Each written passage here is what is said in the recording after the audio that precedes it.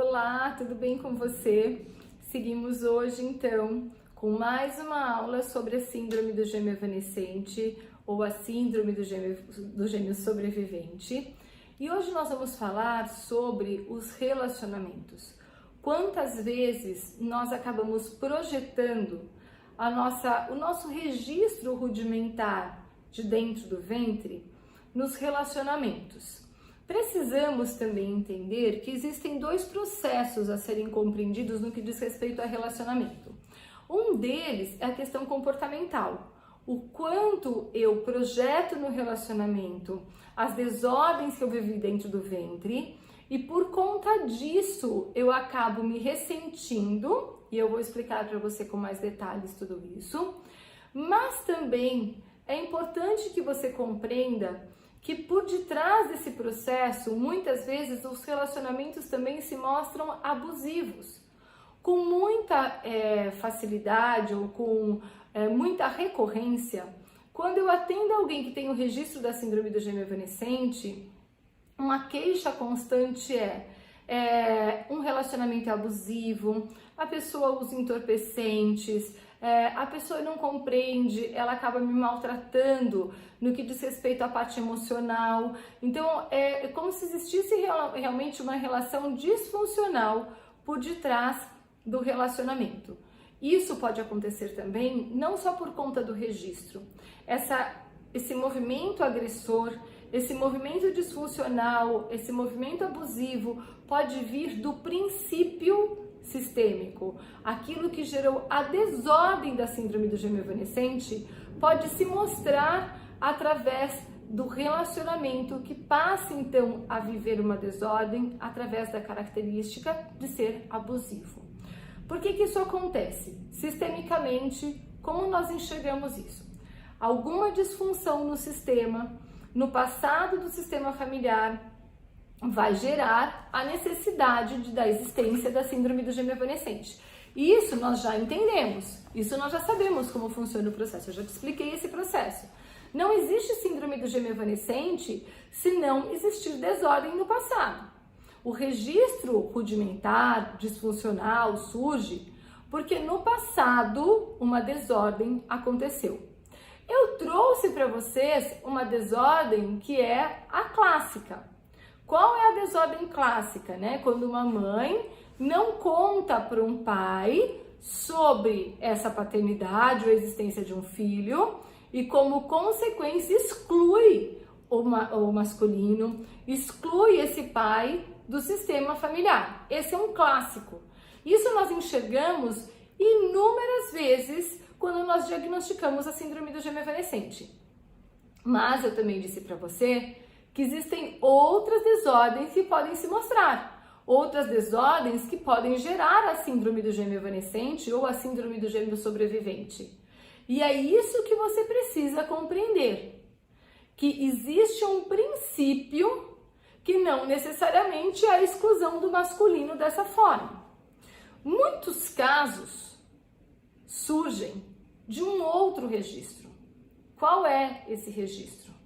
De um pai que deseja uma filha e muitas vezes a perda da virgindade dessa filha vem através do ato sexual do pai, do abuso ou do desejo da filha em se relacionar com o pai.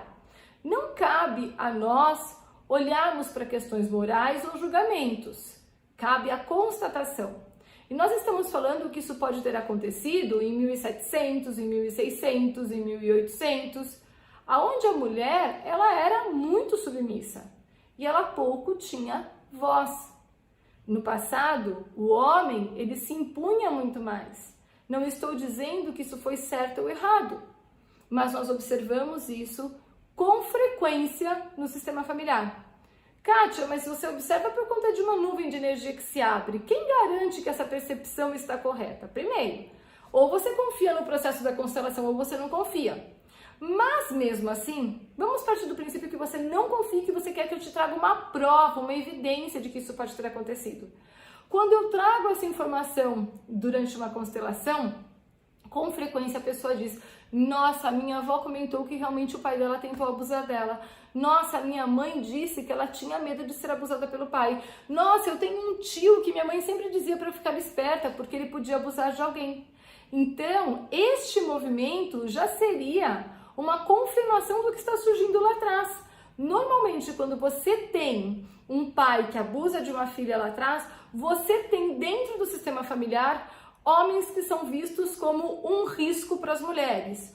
Ou uma outra questão, quando a filha mulher começa a se desenvolver, o pai se ausenta de alguma forma e às vezes se ausenta morrendo. Às vezes vem a morte. Por quê? Porque alguma situação muito disfuncional lá atrás gerou morte de um deles. Então eu vou trazer para vocês agora um estudo de caso para que você entenda melhor do que eu estou te dizendo, para que você tenha uma compreensão mais profunda do que eu estou te falando. Vamos iniciar o processo. Como o processo se iniciou? A pessoa que estava em atendimento era uma moça de 39 anos que ela se dizia num momento de muita dor, de muito sofrimento, porque ela estava vivendo uma situação muito abusiva com o relacionamento. Que a pessoa tinha um lado muito positivo, mas era uma pessoa abusiva, inclusive usuária de entorpecentes. E ela vivia esse conflito entre permanecer com ele ou se afastar dele. O histórico da vida dessa constelada. Aos 15 anos ela engravidou, aos 16 ela foi mãe e se casou pela primeira vez. Depois ela se casou por uma segunda, por uma terceira vez, e ela diz que no começo da relação, ela adora aquela relação da paixão, de ser vista, de ser acolhida, de ser do contato dos olhos, daquela atração, do fervor da paixão. À medida em que o tempo passa, ela sente que essa paixão vai se apagando e ela precisa ser acolhida por um outro relacionamento para deixar o relacionamento anterior. Então ela sempre vai engatando um relacionamento no outro. Além disso, ela diz que com o passar do tempo vem a frustração, a dor e a necessidade de buscar outro relacionamento. Ela diz que ela busca alguém que cuide dela, alguém que preencha um vazio que ela possui e que ela busca incansavelmente. Ela relata que a mãe teve um aborto antes da gestação dela e que ela foi muito desejada e que ela também viveu uma perda de uma filha que nasceu e faleceu 2 dias após o seu nascimento. O que nós precisamos observar dessa situação? E tem um detalhe muito importante. Ela perdeu o pai num acidente de carro aos 9 anos de idade. Sistemicamente, quando ela conta isso, já levanta um alerta. Opa! O pai dela faleceu quando ela tinha 9 anos de idade. O que é 9 anos, né? É quando a menina está quase para menstruar e a partir daí ela começa o processo de desenvolvimento de uma pré-adolescência e vai desenvolvendo o corpo, vai desenvolvendo novos formatos, vai se transformando numa mulher. Então, o que tem ali?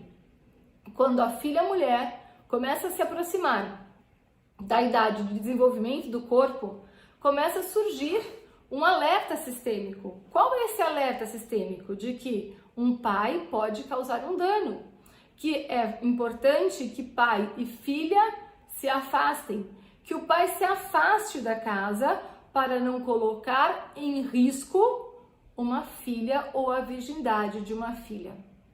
Observando esse sistema familiar, nós entendemos que quando alguém no passado bastante distante, se tornou adolescente, foi abusada por um pai. E tendo sido abusada, entendeu que geraria um risco para a mãe. Por quê? Porque se o pai passasse a desejar ela, não ficaria mais com a mãe, ela não desejaria mais a mãe. Então ela entende que não tem mais lugar para ela naquela casa. O que vem? Um suicídio. Um suicídio de uma filha por amor a um pai e uma mãe. Se compreendem por que ela se suicidou? Ela revela por que ela se suicidou? Não. Como essa mãe passa a olhar para ela, né? O que eu fiz de errado? Por que a minha filha não me amou mais? Como a minha filha teve coragem de nos abandonar, sendo que nós entregamos tanto amor para ela? Quando a mãe olha dessa forma para a filha, o que acontece? Vem uma dívida. Apesar da filha ter praticado um ato de extremo amor, claro que disfuncional, promovendo um suicídio pela salvação de um casamento, isso é desordem, mas foi assim que ela entendeu que ela deveria praticar, automaticamente fica uma dívida. A filha fez com intenção, mas não atendeu aquela expectativa. E a mãe passa o restante da sua vida se questionando porque aquela filha abandonou a família. O que eles fizeram de errado? Enfim, vem uma série de sentimentos, de culpas e de dívidas. O segredo é mantido. Quando essa desordem acontece, a síndrome do gêmeo evanescente, ela vem acontecer para levantar uma percepção de que existe algo de errado que precisa ser visto e reconhecido nessa família. Às vezes, muitas gerações vivem a síndrome do gêmeo evanescente, num registro que não cabem na mesma casa pai e filhos. É como se sempre alguém tivesse que morrer pela salvação do pai ou pela salvação do casamento entre a mãe e o pai. Quando essa cliente, essa constelada, identifica todo esse processo, ela começa a perceber a desordem e o que ela faz? Primeiro, o pai vinha a falecer precocemente. Depois, aos 15 anos, quando ela engravida, ela se mata viva. Como assim ela se mata viva? Ela se mata viva a partir do momento em que ela morre como filha para se tornar mãe. E ainda ela diz que nesse momento ela se sentiu muito culpada, como se ela tivesse traído um pai que não estava mais junto dela e também tivesse traído a mãe numa decepção de ter engravidado tão cedo. Então vejam que a história dela de ter que decepcionar a mãe, do pai afastado e da transformação da vida, onde a perda de virgindade vem determinar um novo período de existência, é muito forte. Vejam que a perda de virgindade lá atrás, praticada por um pai com relação a uma filha, gerou um suicídio. Agora gera uma morte viva. Mas quando gera essa morte viva dessa constelada, o que vai acontecer? Ela deixa um pedacinho dela ali, dizendo, eu ainda preciso reparar um dano. Dano que eu causei contra a minha família, gerando decepção. O que acontece? Vem uma perda energética. Vem uma perda da essência de princípio de vida dela. Ela era completa até os 15. A partir dos 15 ela continua completa? Não. Um pedacinho dela fica aqui tentando olhar para a mãe e para o pai e dizer, por favor, me reconheçam. Eu preciso reparar a dor que eu causei. Tentando pagar uma dívida dela, mas também uma dívida do passado que está em aberto. Do passado daquela filha que se suicidou. E ela segue a vida dela. Por quê? Porque eu consigo parar o relógio? Não consigo parar o relógio. É uma ilusão. Mas um pedaço da energia ficou ali. Seguiu a vida dela, o filho vai se desenvolvendo, mas ela tem o registro da síndrome do gêmeo evanescente. A primeira evidência é o aborto que aconteceu antes dela. Lembre-se, toda vez que se tem um aborto, na sequência a gestação vem com a síndrome do gêmeo evanescente. Então ela tem esse registro.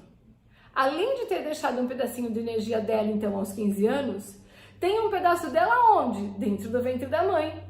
Tentando fazer o quê? Resgatar aqueles irmãos ou aquele irmão que se perdeu.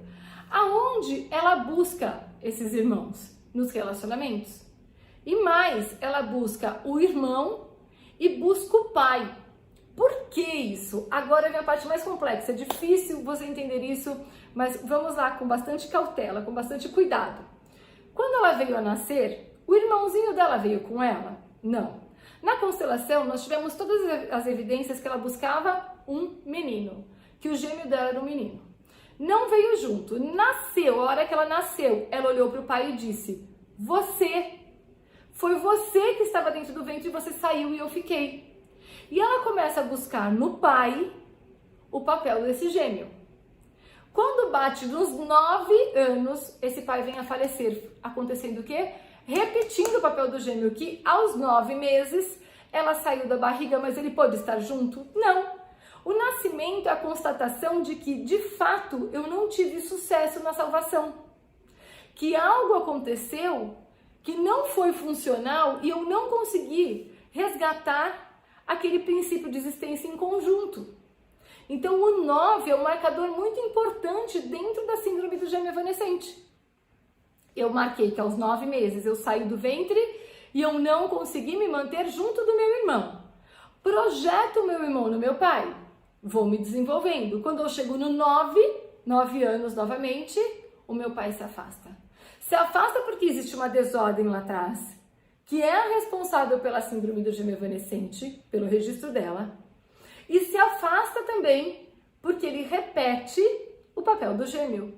Então, ele se coloca ao dispor de novo, promover uma tomada de consciência, já que até então não se tomou essa consciência. Bom, mas vamos lá. Seguimos então, ela seguiu a vida dela.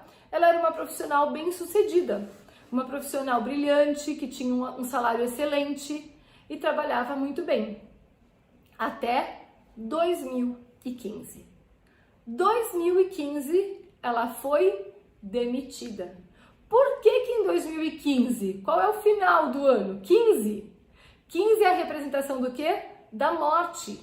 Aos 15, alguém morre. Se aos 15 alguém morre, lá atrás, aos 15, alguém praticou o suicídio. Quando ela tinha 15, morreu a filha para vir surgir a mãe. Ela tem um registro no sistema dela. Aos 15, um filho morre. E ela tem um filho. Então, o que ela entende? Que se ela não fizer o movimento de salvação, ela está pondo em risco a vida do filho. É ilusão. Mas quem tem o registro da síndrome do gêmeo evanescente sente o quê? Culpa por não ter salvo. Olha, gente, olha só que confusão. Culpa por não ter salvo. Por não ter salvo quem? O irmão do ventre e o pai que ela projetou, o irmão. Culpa por não ter salvo. Quando ela chega e ela percebe que existe um risco em 2015 por conta do final 15, e o registro que existe no ventre, o registro que existe no inconsciente coletivo é que aos 15 um filho morre, ela precisa se matar. E ela já tinha, inclusive, tido uma síndrome do pânico, onde ela tinha medo de se matar. Quando ela entende que ela precisa se matar, e ela está com a síndrome do pânico controlada, o que ela faz? Ela mata o profissional dela. Ela é demitida e ela passa 3 anos sem conseguir trabalhar. E passa uma dificuldade financeira muito grande. Ela morre financeiramente e profissionalmente. Depois disso, em 2018, ela conseguiu um trabalho bastante mediano e esse trabalho é o que sustenta ela até hoje, mas ela relata que financeiramente ela está muito mal sucedida e que também ela não está realizada profissionalmente. O que ela relata? Que lá em 2015 ela matou a profissional que praticava o seu propósito de vida, que gerava impacto no universo, e a partir daí recebia como consequência o reconhecimento do universo, que entregava recursos para o desenvolvimento dela. Como agora fazer essa reparação? Ela tem então a queixa profissional, ela tem a queixa financeira e ela tem a queixa do relacionamento. O primeiro passo para essa correção foi o quê? Fazer uma constelação. Entender a desordem do passado. Qual foi a desordem do passado? O pai que abusou da filha, que acabou se suicidando porque percebeu que representava um risco para o relacionamento entre mãe e pai. Quando eu pedi para ela colocar os elementos representando ela, mãe e pai, ela se colocou no centro, a mãe de um lado e o pai do outro. Ali, ela já comprova para mim o diagnóstico que eu tinha feito. Uma filha que gera afastamento do casal.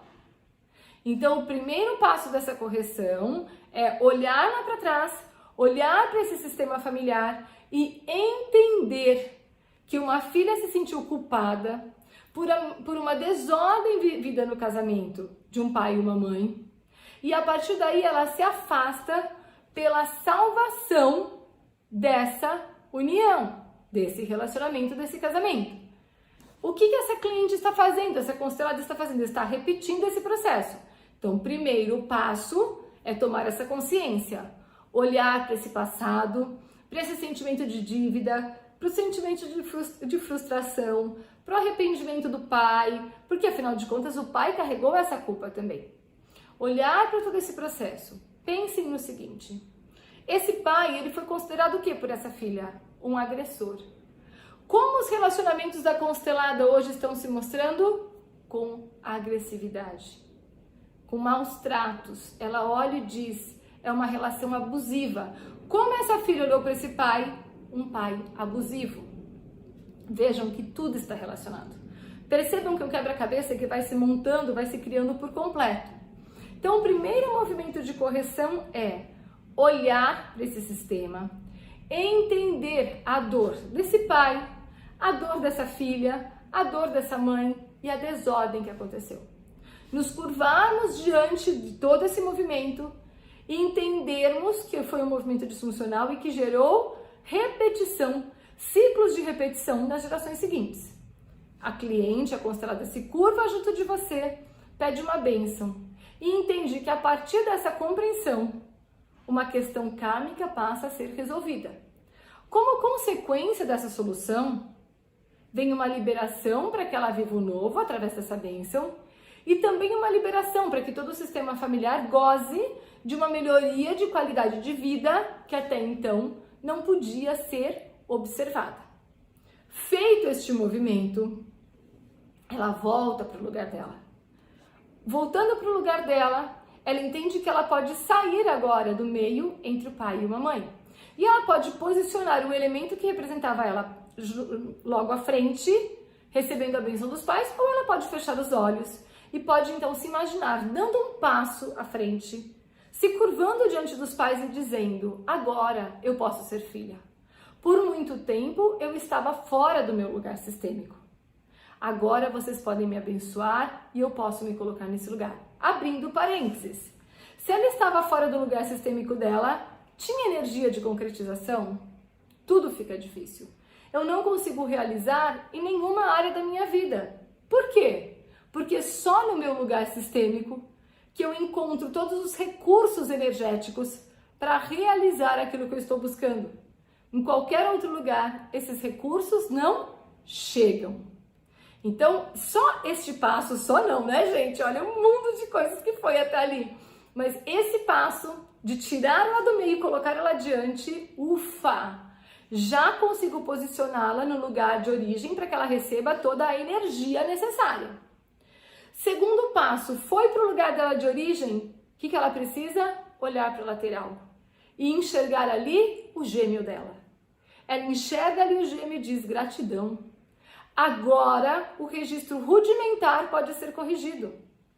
Agora eu olho para você e eu percebo em você o meu irmão, aquele que por muito tempo eu busquei dentro do ventre, aquele que eu senti que tinha me abandonado. Mas agora eu entendo a verdadeira história. Agora eu entendo qual é o princípio dessa existência. Veja meu pai, veja minha mãe, ele é meu irmão. Ele não era reconhecido em nosso sistema familiar. E muitas vezes, meu pai, eu projetei em você, esse meu irmão, imaginando que você teria estado comigo dentro do ventre. Assim também como eu imaginei que cada relacionamento meu fosse o meu irmão. Agora, meu pai e minha mãe, eu peço que abençoem, que nos abençoem, porque agora eu reconheço esse meu irmão. Ela pode, inclusive, dar um nome para esse irmão. Na sequência, ela abençoa o filho e diz: veja, meu filho, por muito tempo eu não consegui entregar toda a energia. Por quê? Porque eu estava com a energia defasada. Eu deixei um pedacinho dentro do ventre da minha mãe, eu deixei um pedacinho aos meus 15 anos de idade. Quando eu compreendo toda essa desordem que aconteceu, agora eu entendo que eu posso viver o novo e por completo. Ocupando o meu lugar sistêmico, eu agora te abençoo para que você também receba toda a energia e possa concretizar e seguir adiante. E quando ela faz tudo isso, qual é o último passo? Olhar para a outra lateral dela e dizer: agora eu estou aberta a um relacionamento. Agora eu estou aberta a um relacionamento que seja funcional. Nesse momento, ela não vai escolher se ela quer um relacionamento atual, se ela não quer. Ela está organizando. Eu estou agora aberta para um relacionamento atual, um relacionamento que possa vir entregar o seu masculino. E eu preenchida com o meu mundo interno em paz. Eu agora abençoada pelo meu pai. Eu agora entendendo o legado da vida do meu irmão. Estou pronta para entregar para você, meu relacionamento, o meu feminino. Por quê? Porque eu preciso me tornar adulta por completo para entregar o meu feminino e me relacionar. Mas no sistema familiar, o que acontecia? Entregar o feminino representava desordem. Porque aquela filha que tentou, na verdade, foi forçada ou não a entregar o seu feminino, gerou a principal desordem de tudo que nós discutimos. Na sequência, quando ela entrega o feminino dela, ela engravida e causa uma decepção. Então ela tinha no inconsciente coletivo e um registro junto a ela que entregar-se ao feminino é gerar desordem na família. Agora ela olha para o relacionamento e diz: agora eu posso me entregar de fato, eu posso entregar o meu feminino. E eu posso receber de ti, meu relacionamento, o teu masculino. E agora nós podemos ter uma relação funcional. Quando nós fazemos isso, nós incluímos todos os sentimentos, os ressentimentos que aconteciam no passado do sistema, que olhavam para os homens como agressores. Quando no inconsciente coletivo existe um registro de que o homem é agressor, ele é como se ele fosse excluído e ele não pudesse permanecer no sistema familiar. Se eu não tenho a energia do masculino no sistema familiar, eu tenho força de concretização? Não. Quem me impulsiona para as relações? Quem me impulsiona para a vida profissional e financeira? O masculino. Se estava lá atrás faltando o masculino porque olhou-se para o masculino como um agressor, automaticamente existia uma fraqueza de energia. E essa fraqueza de energia gerava a falta, a escassez em muitas pessoas desse sistema familiar. Quando nós fazemos essa correção, a abundância, a prosperidade pode voltar, porque a energia que impulsiona a realização, a energia que impulsiona a concretização das relações e a concretização profissional e financeira também pode vir. Além disso, a pessoa que permanecia lá atrás na sua história, dentro do ventre da mãe, tentando resgatar aquilo que havia perdido, com sentimento de impotência, de inadequação, agora pode ser colocada no momento presente. E como fica o sentimento de impotência, de inadequação? Precisa de uma correção comportamental. Para isso, nós temos a cartilha formatada, nós temos várias aulas que trazem exatamente essa oportunidade de correção comportamental, porque o registro do que aconteceu dentro do ventre, ele continua existindo dentro de mim. E eu preciso ir naquela cena que foi gravada de forma precoce, de forma incompleta, de forma rudimentar e gerar uma nova cena, uma cena funcional de uma compreensão e entendimento do que de fato aconteceu. Este é o caminho da ressignificação, a partir de um atendimento. Muitos haviam me pedido como funcionaria um atendimento relacionado à síndrome do gêmeo evanescente. Aqui está um passo a passo para você. E eu espero que a partir desse exemplo você também consiga promover uma ressignificação e viver uma grande liberação na sua vida e no seu cotidiano. Beijo no coração. Amo vocês!